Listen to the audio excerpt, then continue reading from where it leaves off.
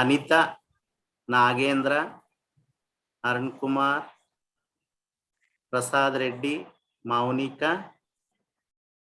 దివ్య, ధనలక్ష్మి. మిగతా వాళ్ళు ఇంకా కాలేదు. సరే, ఈరోజు మనం కెప్లర్స్ లాస్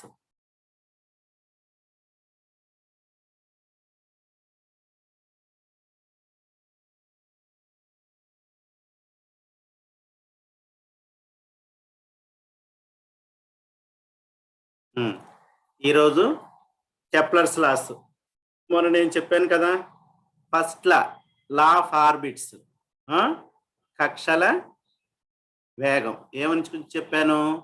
ప్రతి గ్రహము సూర్యుని చుట్టూ దీర్ఘవృత్తాకార కక్షలో పరిభ్రమిస్తుంది. సూర్యుడి యొక్క నాభి వద్ద ఒక గ్రహం ఉంటుందని చెప్పాను. రెండవది ఏంటి? Law of areas.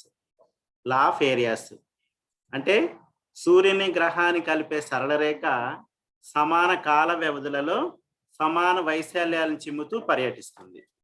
సూర్యుని గ్రహాన్ని కలిపే సరళ రేఖ సమాన కాల వ్యవధులలో సమాన వైశాల్యాలు చిమ్ముతూ పర్యటిస్తుందని చెప్పాను.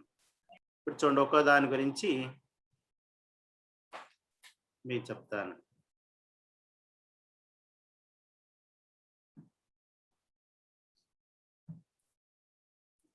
Kepler's first law. Every planet revolves around the sun in an elliptical orbit. దీర్ఘవృత్తాకార కక్షలో పరిభ్రమిస్తుంది. The sun is at one of its foci. This law is also known as law of orbits. చెప్పాను చూడండి మొన్న. ఇట్లా ఒక దీర్ఘవృత్తాకార కక్ష ఈ విధంగా ఉంటుంది. దీనిలో మనకు చూడండి, ఇది మేజర్ యాక్సిస్, ఇది మైనర్ యాక్సిస్. మేజర్ యాక్సిస్ ఇది minor axis. Semi major axis అంటే ఏ, సెమీ మైనర్ యాక్సిస్ అంటే బి. అంటే అర్థం దీనిలో సగం ఏ అనుకున్నాం. ఇక్కడ ఈ అనేది ఏంటి? ఎసెంట్రిసిటీ. ఇక్కడ సన్ ఉన్నది. ఈ సన్ చుట్టూ మామూలుగా ఈ గ్రహం తిరుగుతూ ఉన్నది, ఈ ప్లానెట్ రౌండ్ అవుతా ఉన్నది. ఇక్కడ ఈ అనేది ఎసెంట్రిసిటీ అంటే అది ఏ కక్షలో తిరుగుతుందో, ఎంత దూరం ప్రయాణిస్తుందో మొత్తం తెలిస్తే దాని యొక్క ఎసెంట్రిసిటీ అనేది మనకి తెలుస్తుందని అనుకున్నాం. తర్వాత సూర్యుని దగ్గర బిందువుని ఏంటో పెరీలియన్ అని, దూర బిందువుని ఎపీలియన్ అని అనుకున్నాం. Next, Kepler's second law. The radius vector drawn from the sun to the planet gives equal areas in equal interval of time. That means the rate of change of area of the planet. Aerial velocity is constant. అక్కడ వేరియల్ velocity constant కాబట్టి area అనేది dA/dt is equal to constant అని చూపిస్తున్నాం. ఇప్పుడు చూడండి, ఇక్కడ sun ఉన్నారు. సన్నకి భూమి దగ్గరగా ఉన్నప్పుడు ఎక్కువ వెలాసిటీ ఉండటం వలన ఇక్కడ మనకి ఇలా అనిపిస్తుంది. ఇలాగ దూరంగా ఉన్న ఈ టైంలో ఇది ప్రయాణించి ఇది మాత్రం ఈక్వల్ గానే ఉంటుంది. అది second law. Next, Kepler's third law. Kepler's third law వచ్చేసి ఏంటి? The square of the time period, డోలనావర్తన కాలం యొక్క వర్గం దేనికి ప్రపోర్షనాలిటీగా ఉంటుంది అనుకున్నాం? ఇక్కడ చెప్పాను, సెమీ మేజర్ యాక్సిస్ యొక్క క్యూబ్కి, సెమీ మేజర్ యాక్సిస్ యొక్క క్యూబ్కి, దాన్ని T square is proportional to a cube అని ఈ మూడు లాస్ మనము డోలనావర్తన కాలం యొక్క వర్గం దాని యొక్క అర్ధగురు అక్షాయం యొక్క ఘనానికి అనులోమానుపాతంలో ఉంటుందని ఈ మూడు లాస్ చెప్పుకున్నాం. దీంట్లో ఇప్పుడు ఫస్ట్ లా డెరివేషన్కి వెళ్దాం. పార్టిసిపెంట్స్ ఇంకా ఎక్స్ట్రా ఇప్పుడు ఎవరెవరు ఉన్నారంటే రాఘవేంద్ర, అనిత, అరుణ్ కుమార్, ప్రసాద్, చందు, మాధవి, మౌనిక, హేమంత్, నాగేంద్ర, రవి, వేణు పార్టిసిపెంట్స్ వాళ్ళు వచ్చారు. నెక్స్ట్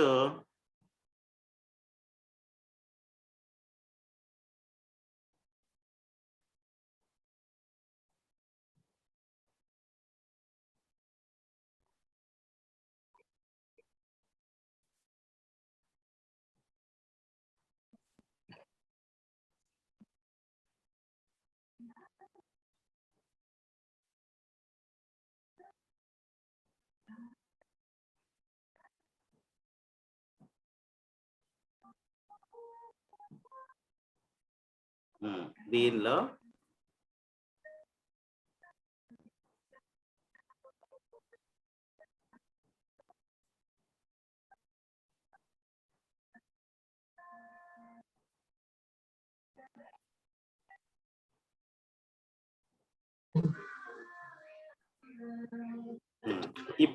ఇప్పుడు 3 లాస్ ఇంగ్లీష్ మీడియం వాళ్ళు ఇది చేయండి.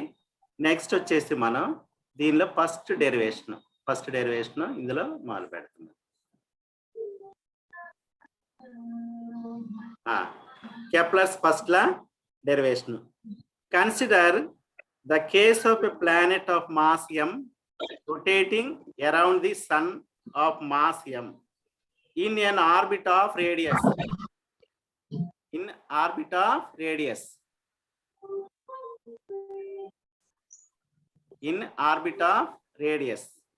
See, according to Newton's law of gravitation, the force of attraction between them is given by force of attraction.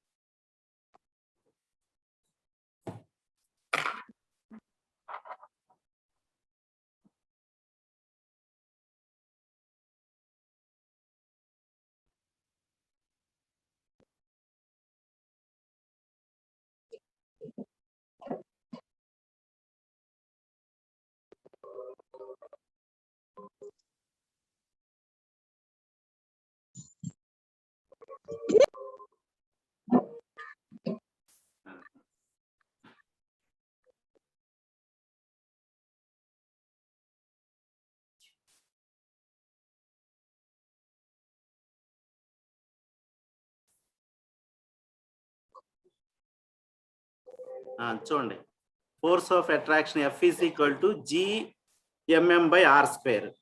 ఇక్కడ this force is directed towards centre of the sun, కాబట్టి towards centre of sun మీద ఉంటుంది కాబట్టి అది now the acceleration of the planet towards the centre of the sun will be minus attractive force -Gm/r².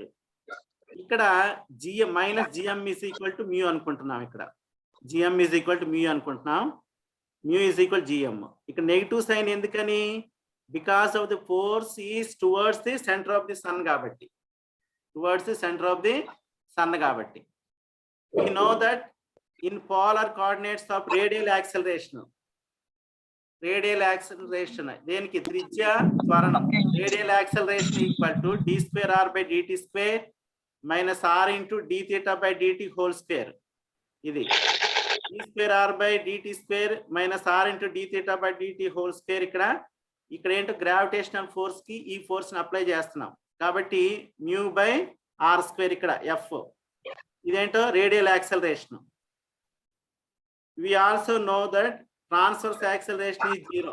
Transfer acceleration 0 కాబట్టి 1/r into d/dt of r² into dθ/dt is equal to 0 కాబట్టి r² into dθ/dt is equal to constant h చేత చూస్తున్నాం. దీన్ని ఎలా రాయొచ్చు చూడండి, dθ/dt equal to h/r².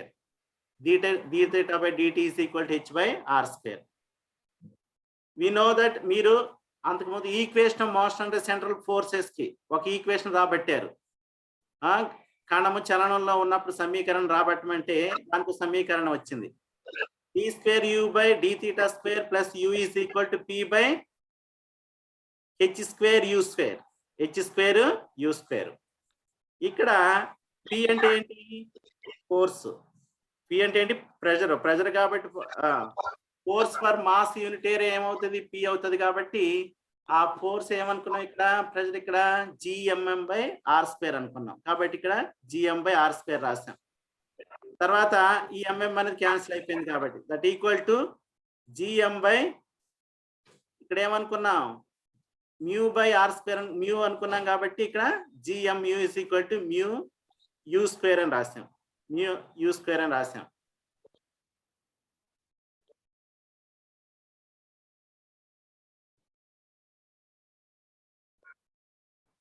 Next చూడండి, ఇది సమీకరణం ఎక్కడి నుంచి వచ్చింది? పోలార్ కోఆర్డినేట్స్ నుంచి మనకి వచ్చింది. ఏది? ఈ చలనంలో ఉన్న కణానికి సమీకరణము. తర్వాత ఇది D square you by D theta square plus U is equal to ఈ విధంగా వచ్చింది, మ్యూ బై హెచ్ స్క్వేర్ అని. మ్యూ బై హెచ్ స్క్వేర్ అని. ఇప్పుడు ఏం చేస్తున్నామంటే దీన్ని విడగొట్టి రాసాం. D square you by D theta square U mu by H square ఇటువైపు తీసుకొచ్చి ఈ విధంగా రాసాం. అప్పుడు D square you by D theta square plus you minus mu by H square అని వచ్చింది. ఇక్కడ ఏమనుకున్నామంటే put x is equal to u minus mu by H square అనుకున్నాం. Put x is equal to ఇక్కడ ఉన్న చూసారా, దీన్ని ఏమనుకున్నామంటే మనం ఎక్స్ అనుకున్నాం. అప్పుడు డిఎక్స్ బై డిటి కట్టాం. డిఎక్స్ బై డిటి కట్టినప్పుడు ఏమవుతుంది? Du by D theta. ఈ మ్యూ బై హెచ్ స్క్వేర్ అనేది కాన్స్టెంట్ కాబట్టి 0 అయిపోయింది. కాబట్టి dx by D theta is equal to du by D theta. ఓకేనా? Next d square X by D theta square కట్టాం. అప్పుడు D square you by D theta square అయింది. అంటే D square X by D theta square ఉన్న చోట D square you by D theta square ని మనం రాయొచ్చు. అదే తీసుకెళ్ళి ఇక్కడ చూడండి ఏం రాసాం మనం? D square you by D theta square plus you minus mu by H square. ఇక్కడ ఏమనుకున్నాం?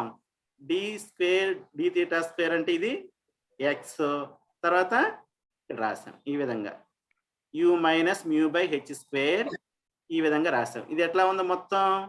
D square X by D theta square plus omega x is equal to 0 అనేట్లో ఉంది. ఇప్పుడు వేర్ ఏమనుకున్నాం? ఎక్స్ ఈజ్ ఈక్వల్ టు ఇది అనుకున్నాం కాబట్టి ఇప్పుడు దిస్ ఈ సెకండ్ డిగ్రీ డిఫరెన్షియల్ ఈక్వేషన్. ఇది సెకండ్ డిగ్రీ డిఫరెన్షియల్ ఈక్వేషన్ కాబట్టి దీని సొల్యూషన్ కి అనదరగా ఇంకొక ఈక్వేషన్ అనేది తీసుకోవాలి మనం.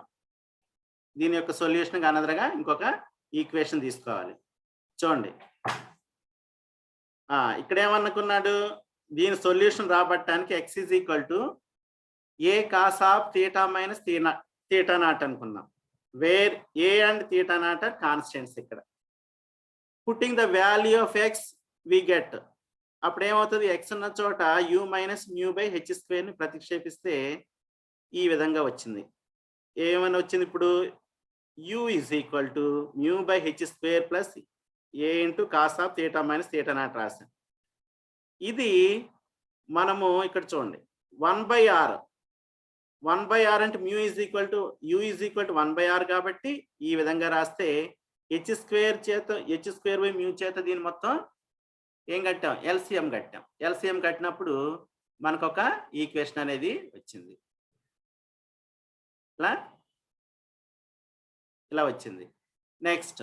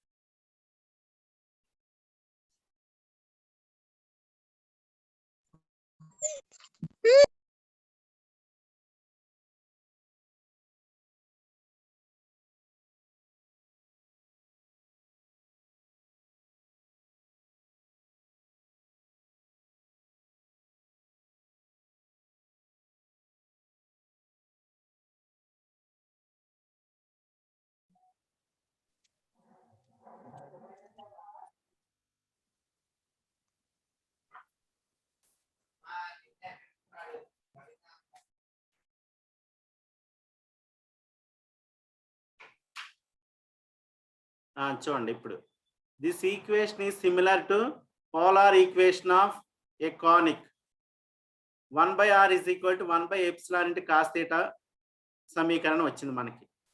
కంపేరింగ్ ఈక్వేషన్ 5 అంతకుముందు ఈక్వేషన్ దీన్ని కంపేర్ చేస్తే మనం ఎల్ఈసి ఇక్కడ ఏంటి సెమీ లాటస్ రెక్టమ్ h² అనేది.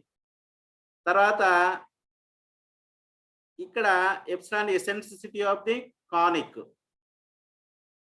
ah².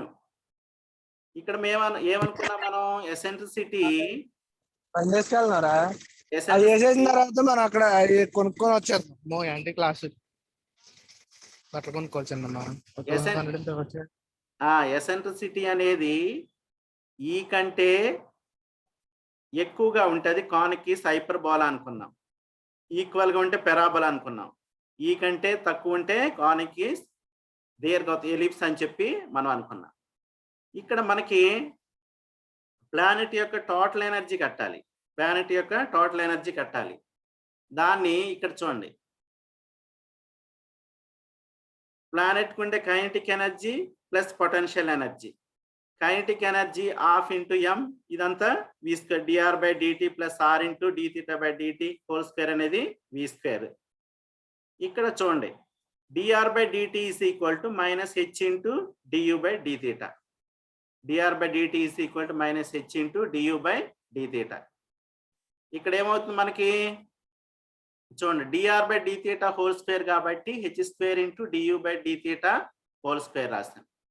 du/dθ హోల్² రాస్తాం ప్లస్ h² u² అంటే చూడండి r into dθ/dt is equal to మనం అందుకే h అని రాస్తాం. కాబట్టి అక్కడ ఇది dr/dθ ఈజ్ ఈక్వల్ టు ఇలా ఉంది కాబట్టి ఇక్కడ మనకి h² u² వచ్చింది. ½ ఇంటూ h² కామన్ తీస్తే du/dθ హోల్² ప్లస్ u² వచ్చింది. ఇప్పుడు దీన్ని చూడండి ½ ఇంటూ h², ఇక్కడ du/dθ is equal to a² sin² cos θ - θ. అలాగే plus μ/h² plus a into cos of θ - θ0 from equation 4. ఇప్పుడు చూడండి ½ ఇంటూ mh², ఇది హోల్² ఉంది కాబట్టి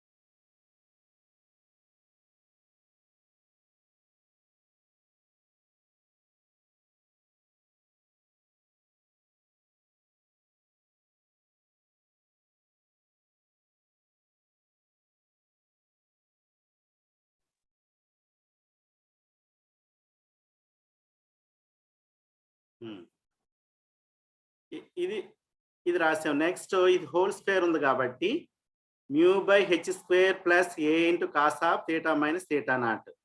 దీనికి చూడండి μ²h⁴ plus a² into cos² θ - θ0. ఇది మళ్ళీ ప్లస్ q ఈ విధంగా రాసాం. ఇంకా ఇప్పుడు దీన్ని సింప్లిఫై చేస్తే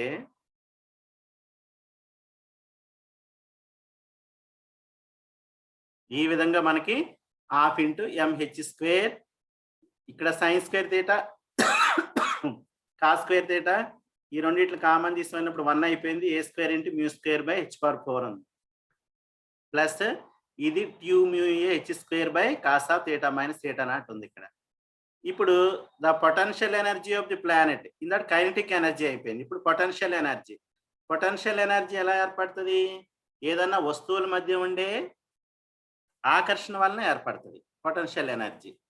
P ఈజ్ ఈక్వల్ టు ఇప్పుడు లిమిట్స్ రాసాం ఇక్కడ మైనస్ gmm/r² dr.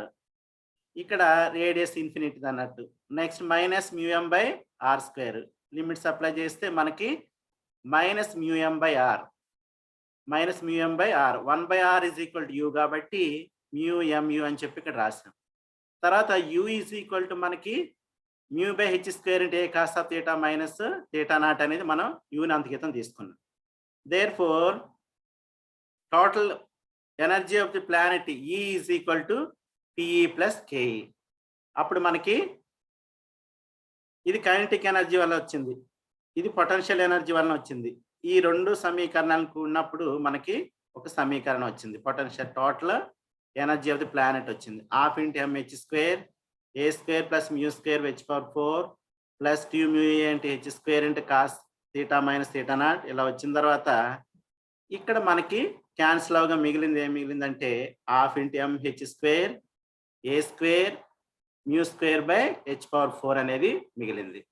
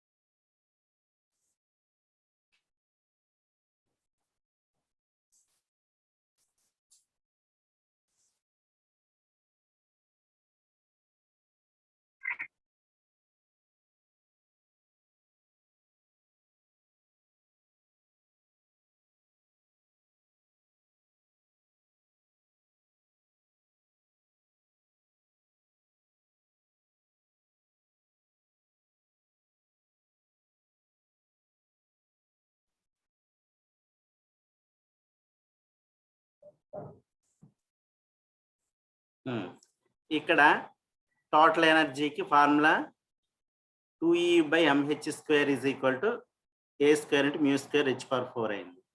ఇక్కడ a² is equal to 2E/mh² plus u²/μ². Therefore a వచ్చినప్పుడు ఇది రూట్ అవుద్ది కాబట్టి 2E/mh² plus μ² the h² that equal to μ/h² ని కామన్ తీసినప్పుడు మనకి ఒక సమీకరణం వచ్చింది. Now the eccentricity of the conic is given by ఈ విధమైన ఫార్ములా వచ్చింది.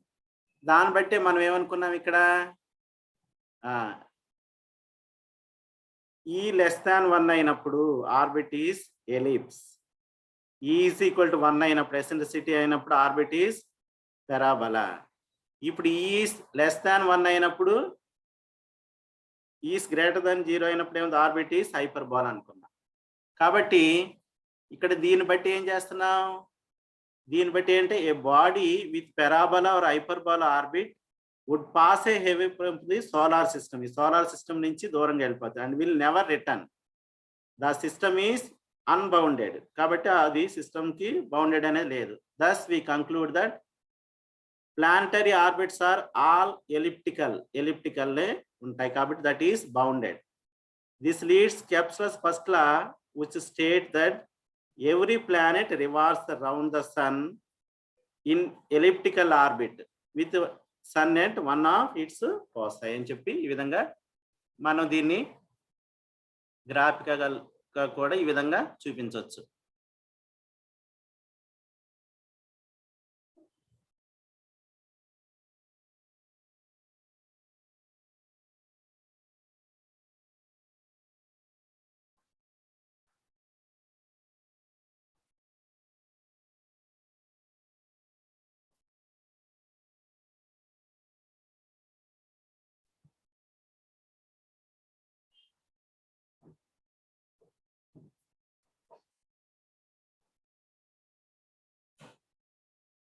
ఇది కెప్లర్స్ యొక్క ఫస్ట్ లా. ఈరోజు ఎవరెవరు వచ్చారు చూస్తాను ఒకసారి. అనిత, అరుణ్, బివిఆర్, శివ, రాఘవేంద్ర, ఎం చందు, మాధవి, హేమంత్, నాగేంద్ర, ధరణి, దివ్య, రవి, వేణు, విజయలక్ష్మి. ఈరోజు ఇట్లా ఫస్ట్ లా మనం ఇది కంప్లీట్ చేసాం. నెక్స్ట్ వచ్చేసి సెకండ్ లా థర్డ్ లా అనేది మీకు ఎక్స్ప్లెయిన్ చేస్తాను. ఈ రోజుకి క్లాస్ ఎండ్ చేస్తాను.